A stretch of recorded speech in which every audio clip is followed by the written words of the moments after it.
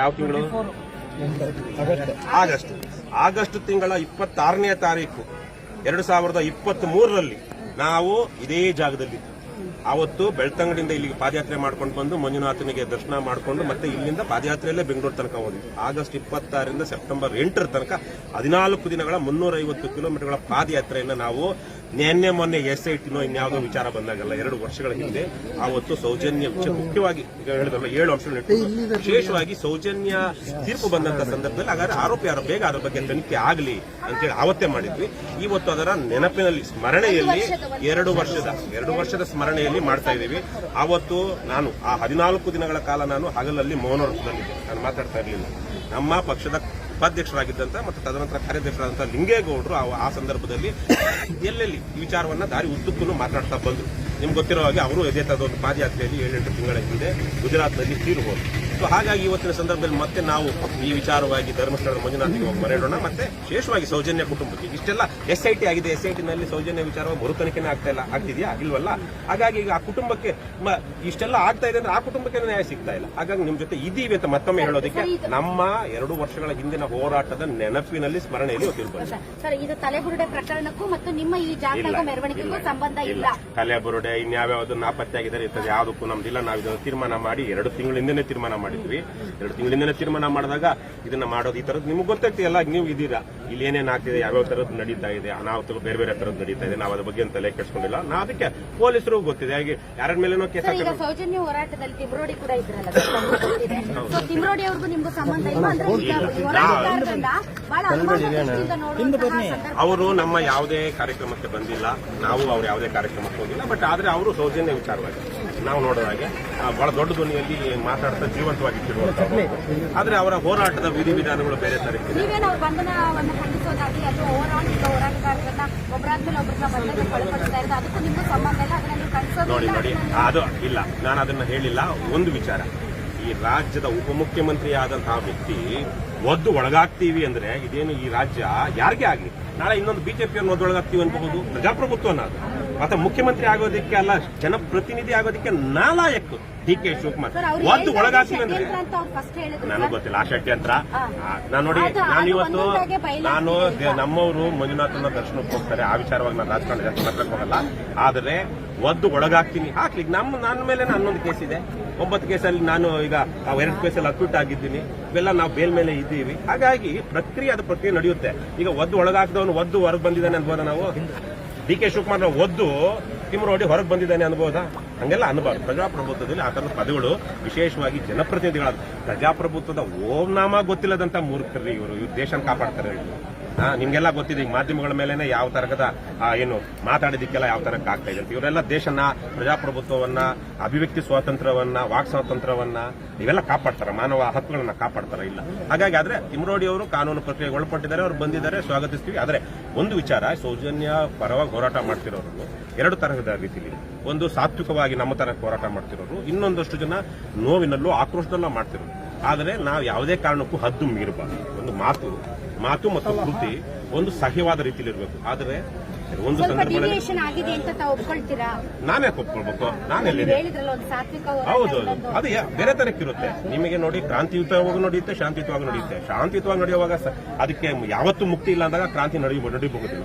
ಹಾಗಾಗಿ ನಾನು ಅವರಲ್ಲಿ ಕೇಳ್ಕೊಳ್ಳೋದೇನು ಅಂದ್ರೆ, ಅನಗತ್ಯವಾದ ವಿಚಾರಗಳಿಗೆ ನೀವು ಹೋಗ್ಬೇಡಿ. ಇವತ್ತು ಕೇವಲ ಸೌಜನ್ಯವನ್ನು ವಿಚಾರಿಸ್ಬೇಡಿ. SIT ಏನ್ ಮಾಡಿದ್ರೆ SIT ತನ್ನ ಕೆಲಸ ಮಾಡುತ್ತೆ.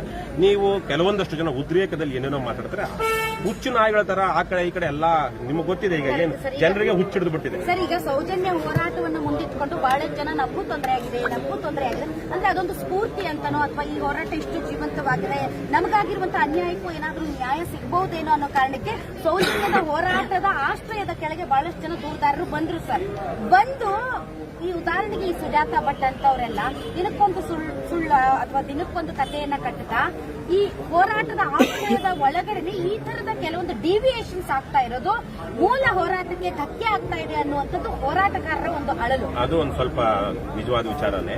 ಆಮೇಲೆ ನೋಡಿ, ಇಂಥದನ್ನ ನಾವು ತಡೆಯೋದಿಕ್ಕಾಗಲ್ಲ. ಯಾಕಂದ್ರೆ ಸತ್ಯಾಂಶವನ್ನ ತನಿಖೆ ಮಾಡಿದ್ಮೇಲೆ ತಾನೇ ಗೊತ್ತಾಗುವಂತದ್ದು. ಹಾಗಾಗಿ ಒಂದು SIT ಒಂದು ಅವಕಾಶ ಕೊಟ್ಟಿದೆ. ಈಗಲೂ ಹಲವಾರು ಜನ ಬಂದು SIT ದೂರು ಕೊಟ್ಟಿದ್ದಾರೆ.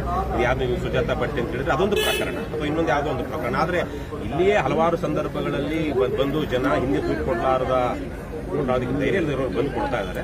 ಒಳ್ಳೆಯದು. ಧರ್ಮಸ್ಥಳದ ಪಾವಿತ್ರ ಆ ಮೂಲಕವಾದ್ರೂ ಏನು ಜನರಿಗೆ ಜಾಗೀರಾಗಲಿ, ಧರ್ಮಸ್ಥಳದಲ್ಲಿ ಯಾರು ದುಷ್ಕರ್ಮಿಗಳಿಲ್ಲ ಅನ್ನುವಂಥದ್ದು ಜನಕ್ಕೆ ಮನದಟ್ಟಾಗಲಿ, ಅಥವಾ ಹಿಂದೆ ಇದ್ರೂ ಮುಂದಕ್ಕೆ ಆ ಥರ ಇಲ್ಲದೆ ಇರುವಂತಹ ಒಂದು ವ್ಯವಸ್ಥೆನಾದ್ರೂ ಆಗಲಿ. ಹಾಗಾಗಿ SIT ಕೆಲವೊಬ್ಬರಿಗೆ ಏನಂತೀರ ನೀವು ಸ್ಫೂರ್ತಿ ಕೊಟ್ಟಿದ್ರೆ it's A welcome thing, we should welcome it. So ಹಾಗಾಗಿ ನಮಗೆ ಆ ವಿಚಾರವಾಗಿ ಇಲ್ಲೇ ಅಲ್ಲ, ಇಲ್ಲೇ ಅಲ್ಲ, ಎಲ್ಲಾ ಕಡೆ ನೋಡಿ ನಮ್ಮ ಕರ್ನಾಟಕದಲ್ಲೇ ದೇಶದಲ್ಲಿನೇ ಇದು ದಟ್ಟ ದರಿದ್ರ ಪೊಲೀಸ್ ವ್ಯವಸ್ಥೆ.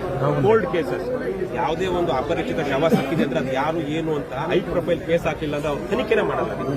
ತನಿಖೆ ಮಾಡ್ತಾರ, ಗಾಡಿ ಬಿಸಿದೆ ಪಾಠ ಮಾಡಿ ಊದ್ಬಿಡು ಅಂತ ಹೋಗ್ಬೇಕು. ನಾವು ಎಷ್ಟೊಂದು ನೋಡ್ತೀವಲ್ಲ ಬೇರೆ ಬೇರೆ ದೇಶಗಳಲ್ಲಿ, ಅದಕ್ಕೆ ಸ್ಪೆಷಲ್ ವಿಂಗ್ಗಳನ್ನ ಮಾಡಿ ಬರೀ ಕೋಲ್ಡ್ ಕೇಸಸ್. ಅವಾಗಲೂ ಜಾಂಡೋ ಜೇಂಡೋ, ಏನು ಗಂಡ ಅಪರಿಚಿತ ಗಂಡು ಶವ ಆದ್ರೆ ಜಾಂಡೋ ಅಂತಾರೆ, ಅಪರಿಚಿತ ಹೆಣ್ಣು ಶವ ಆದ್ರೆ ಜೇಂಡೋ ಅಂತಾರೆ. ಆ ಜಾಂಡೋ ಯಾರು ಮೂಲ ಅಂತ ಹುಡುಕೋದಿಕ್ಕೇನೆ ಬಹಳ ದೊಡ್ಡ ಮಟ್ಟದಲ್ಲಿ ಸಂಪನ್ಮೂಲಗಳನ್ನ ವಿನಿಯೋಗಿಸಿ ಹೋಗಿರುವಂತಹ ಪ್ರಕರಣಗಳೆಲ್ಲ ಹೊರ ತೆಗಿತಾರೆ. ನಮ್ಮಲ್ಲಿ ಎಲ್ಲಿದೆ ಇಲ್ಲಿ ಇಷ್ಟು 150-200 ಅಪರಿಚಿತ ಶವಗಳು ಸಿಕ್ಕಿದ್ವು, ಅಸಹಜ ಸಾವುಗಳು ಅಂತ ಹೇಳ್ತಾರಲ್ಲ, ಎಲ್ಲ ಎಷ್ಟು ಅಪರಿಚಿತ ಶವಗಳು ಅಂತ, ಅದನ್ನ ಇವತ್ತಿಗಾದ್ರೂ ಹುಡುಕಿದ್ದಾರೆ.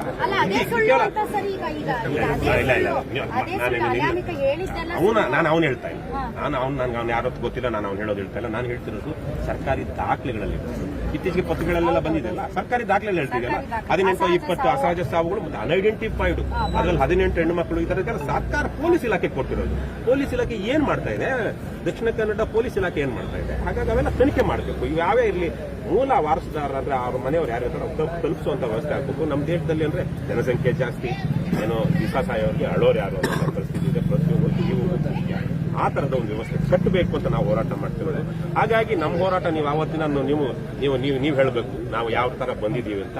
ನಾವು ಅದೇ ತರ ಬಂದಿದ್ದೀವಿ, ಅಂಜಿಲ್ಲ, ಅಳಕಿಲ್ಲ. ಆದ್ರೆ ನಾವು ನ್ಯಾಯವನ್ನ ಕೇಳೋದಕ್ಕೇನೆ ನಾವು ಹೋರಾಟ ಮಾಡ್ತಾ ಇದ್ದೀವಿ. ನನ್ನ ಪ್ರಕಾರ ಇವತ್ತು ಬೇರೆಯವರು ಸಹ ಇದೇ ರೀತಿ ಮಾಡಬೇಕು. ಆಮೇಲೆ ಪ್ರೊವೋಕ್ ಮಾಡೋರು ಇರ್ತಾರೆ, ಸುಳ್ಳು ಮಧ್ಯದಲ್ಲೇನೆ ಅದು ಇನ್ಫಿಲ್ಟ್ರೇಟ್ ಮಾಡಿ ಹೋರಾಟದ ಆದಿನ ತಪ್ಪಿಸುವಂತವ್ರು ಇರ್ತಾರೆ, ಹಣಕ್ಕೆ ಆಮಿಷಕ್ಕೆ ಬಲಿಯಾಗೋರು ಇರ್ತಾರೆ, ಬೆದರಿಕೆಗೆ ಬಗ್ಗುವವರು ಇರ್ತಾರೆ. ಇವತ್ತು ಹೌದು ನೋಡಿದೆ ಅಂತ ಹೇಳಿದವರು ನಾಳೆ ಬೆದರಿಕೆಗೆ ಬಗ್ಗೆ ಇಲ್ಲ ನಾನು ನೋಡಿಲ್ಲ, ನನ್ನ ಕೈಲಿ ಬಲವಂತ ಗೆಳಿಸೋರು ಅನ್ನೋರು ಇರ್ಬೋದು. ಹಾಗಾಗಿ ಹೋರಾಟಕ್ಕೆ ಹೋದಂತವ್ರು ಪಾರದರ್ಶಕವಾಗಿರ್ತಾರೆ. ನೋಡಿ ನಮ್ಮ ಏನು ಆಯಾ ವ್ಯಯಗಳು, ನಮ್ಮ ಪಕ್ಷದ್ದು, ನಮ್ಮ ಎಲ್ಲ ಫೇಸ್ಬುಕ್ ಲೈವ್ ಎಲ್ಲ ಕಡೆ ನೀವು ನೋಡ್ತೀರಾ. ನಿಮ್ಮ TV ಚಾನಲ್ ಅವರು ಕೂಡ ಇಷ್ಟು ಫೇಸ್ಬುಕ್ ಲೈವ್ ಮಾಡೋದಿಲ್ಲ, ನಾವು ಅಷ್ಟು ಫೇಸ್ಬುಕ್ ಲೈವ್ ಮಾಡ್ತೀವಿ.